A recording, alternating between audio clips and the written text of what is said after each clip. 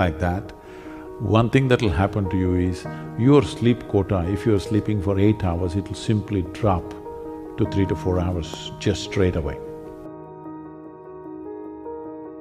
Just lie down for 12 minutes and do it till the last moment, till you fall asleep.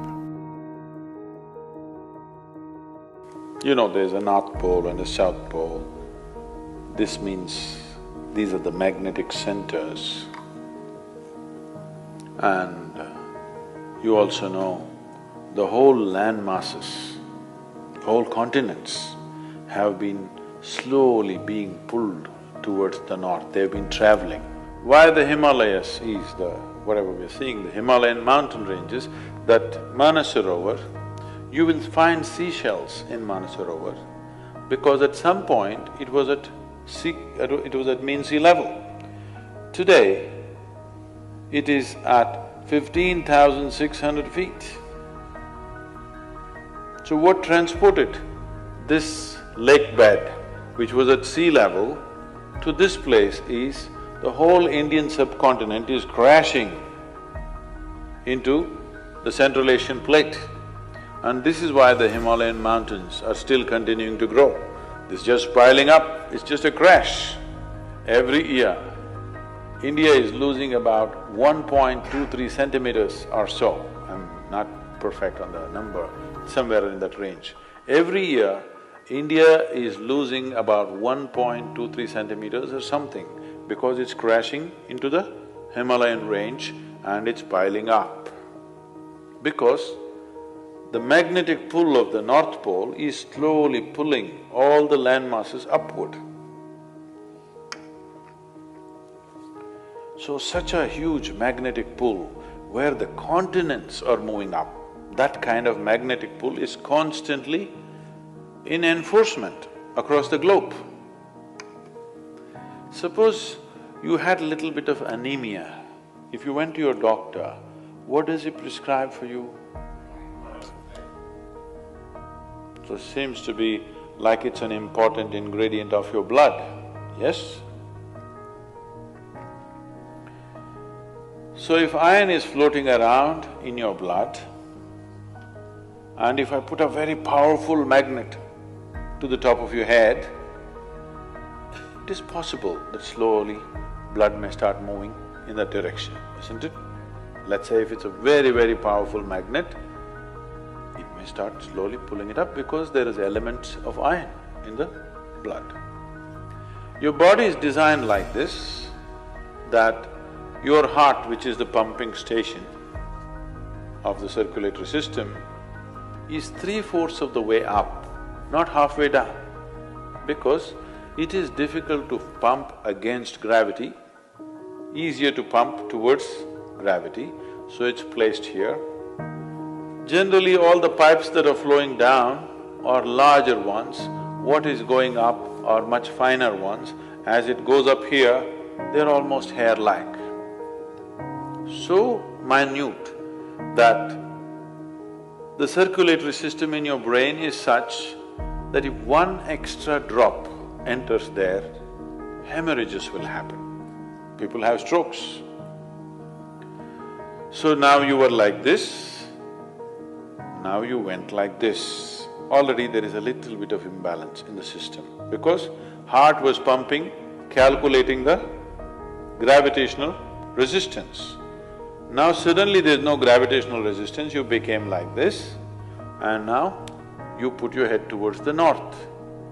Slowly, it gets pulled towards your brain. So one thing that could happen to you is you could have disturbed sleep. If you put your head to the north and sleep, you could have disturbed sleep, all kinds of dreams happening. If you are in your old age, it is possible that you can have a stroke or you could just die in your sleep. It's very much possible. Not that if you sleep one day you will fall dead. Every day, every day, every day, if your bed is arranged that way, that every day you are sleeping, put your head to the north, you are asking for trouble. Some kind of trouble, we do not know what kind of trouble you will get, that depends on the strength of your system. If it is weak, very weak, you may fall dead, or you may get a stroke, or you may just get disturbed sleep, you may just have nightmares, or during the day you act funny. So many things will happen because excess circulation is happening in the brain when it should not be happening, simply because you put your head to the north. So in case you go to South America, then you should not put your head to the south. If you went to Australia, you should not put your head to the south. You can put it to the north, out there. In the northern hemisphere, you do not put your head to the north. East is best, northeast is okay, west is all right. South, if you must, north, no. Tonight before you go to bed, spend at least 12-15 minutes reminding yourself, you're neither this body nor this mind.